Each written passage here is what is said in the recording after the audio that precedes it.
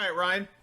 Game 1, preseason, in the books. The Detroit Lions fell to the Atlanta Falcons at home, 27-23. Now, most of us know that the wins and losses really don't matter, considering the year the Lions went 0-16. They went 4-0 in the preseason. So, who cares if you win or lose a game? It's more about finding out what you got. So, I'd like to give you the chance to go first as far as telling me what stuck out to you from this first showing of this group of Lions. The offense looked good. The first team offense did. They went down on their only possession that we saw Jared Goff on, and then they went and scored a touchdown in pretty easy fashion, if I remember correctly. And then the defense gave up a touchdown too. So I think a lot of what we expected, right? The offense should be pretty good. The defense is going to be pretty bad. We wanted to see Aiden Hutchinson. We did see him.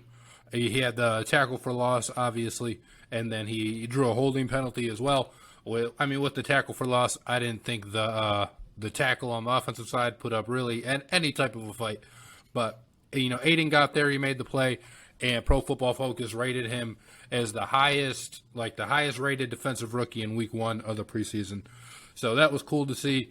DeAndre Swift looked good. He obviously had the nice touchdown run, and then the offense had a real nice mix of pass and run. I think it was 60-40 or something for at least for that first possession. I think there's 10 or 11 plays run, and it was 6-5 or 6-4 or something like that. Real balanced, which obviously you like to see too. And I think that was really about it. They had the same old Lions loss, I guess, at the end where Desmond Ridder just came down and threw the game winning touchdown. One thing that I think you might actually be able to take away from the preseason, because it's something that we've seen before, and just looking at the way this defense shapes up, I think it's something that we'll probably see all weekend, is Desmond Ridder did give them a lot of trouble because he's a mobile quarterback. So with the way that he can move and with the way that a lot of quarterbacks can move in the NFL, I expect the Lions to have a real problem with some of these mobile guys, and we're going to find that out right away in week 1 when they play Jalen Hurts, who can really move it, or who can really move. So, I just don't know. I don't think that that's something that's going to be really fixable from what we saw from the Lions. And then I think that was about it, man. Aiden Hutchinson, again, played pretty well.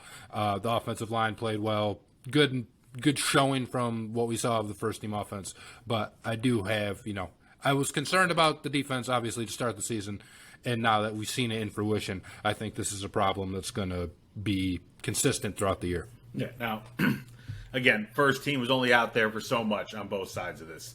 So, take some of the stuff that we're saying and seeing with a grain of salt, but the defense was terrible last year, and it could really only go up as far as we know. We hope. I don't know how it can get worse. If it does get worse, we're in real trouble here in Detroit. But it was not exactly what you said. Seeing the first team go out and go right down the field, 10 plays, bam. Now our defense, first team defense, gives up a 12-play drive to answer right away. And so Atlanta's first team went right down the field. And then after that, it was just, okay, let's just throw everyone out there that's wearing a jersey, and let's see what we got. It was some nice showings from the rookies. I'm surprised that Hutchinson's 3 tackles, 1 for loss, was the highest rated out of all the rookies. I don't think he was in there that long, so he only had that minimal effect. So it's kind of funny to me that little play is what got him to be the top-ranked rookie defensively for the week. Kirby Joseph out there, 7 tackles, 5 of them solo, led the entire team in tackles. So 2 rookies getting the job done for Detroit on the defensive side of the ball. But again, our defense is where, we blew the game. Now, our offense gave the game away, obviously. It's a third-string quarterback that fumbles the ball on his own, 33-yard line. But our defense obviously didn't hold that. And initially we had taken that lead, 23-20, forced a 3-and-out by the Falcons, and things are looking all right. And then we do a same old Lions kind of reference, exactly what you said. But these are quarterbacks that aren't going to play unless something happens to Jared Goff. So again, it's take it for what you will. And now we're hearing rumors that Mason Rudolph might be coming to Detroit or something. I saw that. So I guess Pittsburgh's making their decisions that it's going to be Mitch or it's going to be Kenny, and it ain't going to be Mason. They've had Mason for a few years. He's just never really lived up to it. So I don't know how excited you're going to get about it. I liked him at Oklahoma State. I thought he was dope at Oklahoma State, but I think he's bad. Yeah, I didn't see anything good. but I saw the report, and let me actually bring it up here and give credit, because that is a topic in Detroit this week. So I want to make sure that we are giving the correct gentleman. Yeah, we don't just come up with this stuff, folks. We read stuff. No. Andrew Filippani is what I saw earlier. A former NFL GM told me he thinks Mason Rudolph could be traded to the Lions by the end of the week, was Mr. Filippani's tweet. So I just want to make sure we get that sourced out correctly. Okay, so if Mason Rudolph is coming to Detroit, you've got David Blau, who went 18 of 28 for 141 yards, about 5-yard average, nothing, no touchdowns, no picks. And then you had Tim Boyle, who was 9 of 16 for 111 yards, a little bit deeper throws on his part, 1 touchdown, 1 pick. So which one of those two you dropping in favor of Mason Rudolph, Ryan, if you have the choice? I think Boyle is a little bit better than Blau. I don't know that it matters so much, so I would drop Blau in favor of Mason Rudolph. But I mean, either flip a coin. Neither are good. Who fumbled at the end? I can't remember. You got Boyle and Blau. Well, Boyle's the third string, okay. So I would assume it was Boyle. Okay. So Boyle, and was it Blau that had the deep pass that, the defender was looking, probably his pick, but since he wasn't, it was a great catch, like in the second quarter, right down the sideline? I'm guessing that was Blau. I think that might have been Boyle, too. Oh, we're just getting all sorts of confusion. So there was no we're going to start with Goff and then ride Blau for a while, and then we'll let Boyle finish it up. It was we're going back and forth and taking turns of them coming in to see who's doing what. I'm done. Yeah, I guess don't quote me on it. But when I saw the tweet that was like the pass of the preseason, I thought it was Boyle's name that that was mentioned on that video. I'm trying to see myself here. Just get that live look up for you here, live for us, a day behind for y'all. Right. Maybe it was Blau, because I typed in Boyle or I typed in Boyle. Yeah, so it was Blau that fumbled. So Blau was the one who fumbled in the fourth. But I don't know if it was Blau or Boyle. I thought it was Blau that threw the pass, too. I don't know for sure. Now we have to go back and look. But while you're looking that up, Mason Rudolph coming in, if he comes in, doesn't change anything for the Lions. It's this isn't. He's shown already. He's had time, unless something drastically changes in his head all of a sudden and he turns into a superstar while being in Detroit. I don't see that happening. So he's had some time in Pittsburgh to show that he can be a number one quarterback, and he's not shown that. So this move is just kind of like a shuffling that's not going to have much effect on the team going forward. I mean, you wouldn't think it would have much effect on the team. I do think that there is value in getting a better backup than what we currently have, because I think Mason Rudolph is better than both Blau and Boyle, and I think both those guys are pretty pathetic backups when it comes to NFL backup quarterback standards.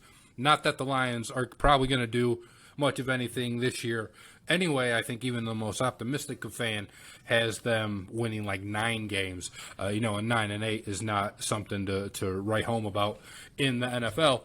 But I think they should still have just a better backup quarterback, because if things do happen, and I guess you hit all the ceilings that you can, especially on offense, where you have a great offensive line, you hope you have a great running game, then a lot more quarterbacks can succeed behind that. And while Goff is still better than what Mason Rudolph is, if your goal is to win games, which is the Lions' goal, right? They're not going out here trying to tank for a high pick. The Lions want to win. Most people just don't think that that's going to happen. But if you do, and it's certainly the team's goals, and if you're trying to get to the goal of winning football games, then having Mason Rudolph as a backup to Jared Goff, if something were to happen to Goff, helps you like improves your chances of winning those football games. So from that standpoint, it makes all the sense in the world to me.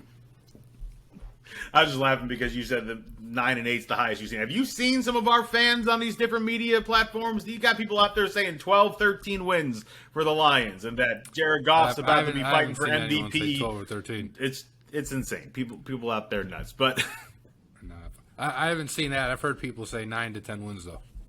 But like that's the highest I've seen it go. We got some crazy people out there. I'm telling you. All right, so you gave props to Hutch. Absolutely.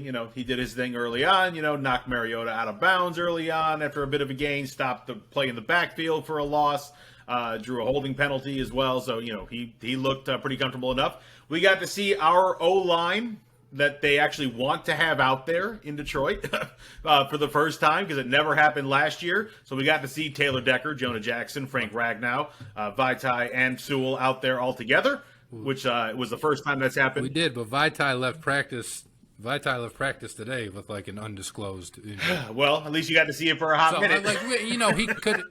It could have just been tweaked, or something like that. So we don't know if it's serious. We don't know if he had to go to the bathroom, I guess. But he did he did leave practice today, which was sort of the big Lions news of the day. Maybe there's an update on it. I just saw Kyle Meinke tweet out earlier that they had lost Vaitai for practice today. Well, at least we can say we got to see them for a hot minute. The star-studded five got to play for at least a blink together and help lead the Lions to an early touchdown in the preseason game because we're probably never going to see them again because staying healthy seems to be a curse in Detroit. Speaking of, I don't know about you, Ryan, but when I saw DeAndre Swift's touchdown, I just shook my head because that fool got cracked right at the line, right at the goal line as he's crossing. He got hit and hit hard, and I'm like, Jesus, this is exactly what we don't need, some kind of hit like that's just going to take out one of the guys we're actually depending on this season. Now, he's fine, thankfully, but I saw that hit, and I was just like, this is why I don't want these guys playing in the preseason. I know they need reps, but, sometimes just, let someone else take the hit. Yeah, and so, for me, if you're only going to play the guy as a series in the preseason, is that really, reps that they need? If you're going to say someone needs reps, I would imagine that you play them for, a half, probably. Not that I'm advocating for your starters to play a half of football in a preseason game. I just don't know what, an entire series does for them. It seems like something you can get at joint practice. I understand that the game speed isn't necessarily the same, but even in the preseason, these teams aren't running the same. It's not the same thing that you're going to see in the regular season. Everything's just a very vanilla and kind of basic version of it. So to me, I guess it doesn't make sense, or there's not so much of a difference between getting in one series versus just sitting out all of the preseason games until maybe the last one, where you use it as a tune-up and you play a half or you play 3/4 of the game or something. But putting them in one series in the first preseason game, I don't see the value. Yeah, I know this has been a fear and concern every year coming into and out of preseason is making it through the preseason healthy. You want to get your guys reps. You want to get them in game shape so that they're ready when the season starts, but you don't want to overdo it. You don't want to have situations like, God forbid, Zach Wilson. Luckily, it's not everything that we all feared it was, but running down the field, a non-contact injury, you tear an ACL, and now you're out for the year. Now, thankfully, what they're saying with Zach Wilson, it's not that. I don't wish that really on anybody. But it's still, I see that, and it's just what is the point? And especially in our situation, like you're saying, where it's one series, how much is that really helping them for the NFL season as far as getting their bodies ready for an NFL season, getting hit and taking those poundings and being able to keep going through it and not be injured because of it. When you're only in it for a short period of time, it doesn't seem like it's worth the risk versus what you're saying, playing it, a half or whatever it may be. Again, it's preseason, so none of it's worth anything as far as the games themselves, but you do have to get these guys ready for the NFL season, and you don't want to see these injuries happen. It's just this horrible fine line we have to walk through now, and it's for one less game now, obviously, because it used to be 4 games that we were dealing with all this. Thankfully, it's only 3 now. But again, I'm with you. I don't see the point of just a series. What does it accomplish? I don't think it accomplishes, again, anything. You obviously get the fans to see it, which is cool for them, but for the team, like I don't think it's valuable. Like I said, until you commit to playing them a half or three quarters or something. But yeah, now it doesn't matter. Like especially if it's the type of thing where like we won't see Goff the rest of the preseason. And I don't know that we won't. Teams with more established starters have done that where I think, even one time Stafford was here. He played one series for one of the preseasons and then just sat out the rest of the preseason because he was obviously going to be the starter. And he had played a lot of football up to that point. So like, especially if it's a case like that, it doesn't make any bit of sense to me. Yeah, no, with you. And speaking of our own starter, Goff was in for that first series and that was it. He went 3 for 4 for 47 yards, a little bit longer of a yards per attempt than the captain checkdown nickname that he's been given over the years. So, maybe having some receivers, because he really didn't have much as far as receivers last year. And the expectation this year, obviously, is that he has a much better. or this year. There are higher expectations for this receiver core than last year's. I mean, come on. Really? Yeah, but that's because, like we know St. Brown is good. And last year he was a rookie, so at the start of the year, of course, you didn't know what you were going to get. And then, you're banking on DJ Chark, who's never been better than like an okay number 2 receiver, because Jameson Williams is going to be out for however long, right? And I think the Lions' actual receivers, again, room still isn't very strong. But then you add in T.J. Hawkinson, you add in DeAndre Swift, guys who aren't receivers, but they're going to catch passes. And so I think you can have a little bit of excitement for a little more excitement for the offensive weapons that the Lions have.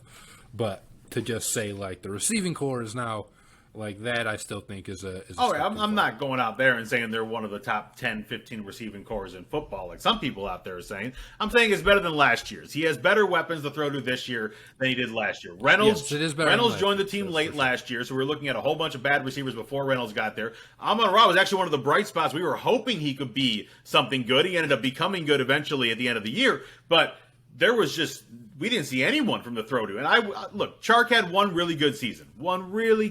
He hasn't backed it up yet, but he showed me in that one season that I'd like to see him stay healthy and see what we can get out of him. And I'm hopeful that he turns the prove-it contract that he's been given of 1 year to turn that into something that might end up being long-term with the Lions if he plays pretty well here, and we can turn it around and see if the offense, can do under, a succinct offense of personnel that know what they're doing and are very capable at it. We haven't had that in quite a long time. So it'll be nice to see. But I couldn't take much away from Goff. It was one series, and it was a nice series, but I've seen plenty of nice series out of quarterbacks before, and it was the only one they had for the game. So I need to see more. I don't know how much more we're going to see out of the preseason with Goff.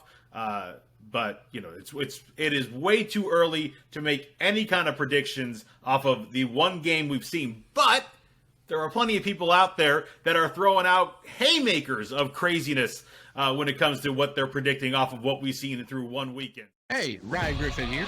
Thank you so much for watching today's episode of Griffin and Bass. Be sure to give us your thoughts in the comments below. Remember to click the bell to receive the latest notifications from DSN and subscribe for breaking news, community blogs, polls, contests, and other content.